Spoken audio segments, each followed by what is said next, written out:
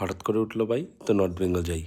সন্ধেবেলা উঠলো হুজুক, বেরিয়ে পড়লাম রাতে খেয়ে দিয়ে ব্যাগ গুছিয়ে। এই শীতের রাতে ঠান্ডায় কাঁপতে কাঁপতে কুয়াশা ঠেলে 34 নম্বর ধরে কলকাতা থেকে এসে পৌঁছালাম শিলিগুড়ি। শিলিগুড়ি পৌঁছে সেবক রোড দিয়ে এগোনোর সময় দেখা হলো ভাইদের সাথে। ওদেরকে সি অফ করে সেবক ব্রিজ ক্রস করে অফ রোডিং করতে করতে চলে এলাম এক সুন্দর লোকেশনে। জায়গাটা এতটাই সুন্দর যে সেদিন আর সেখান থেকে ছেড়ে যেতে মন চাইল না। তাই পাহাড়ের কোলে একটা সুন্দর ছোট্ট নিরিবিলি জায়গা দেখে নিয়ে নিলাম হোমস্টে। হোমস্টেটা একেবারেই নতুন, তাই পরিষ্কার পরিচ্ছন্ন, গোছানো, এবং আমাদের সবার বাইকগুলো আমাদের রুমের পাশে পার্ক করা ছিল। এবার আসি আসল কথায়।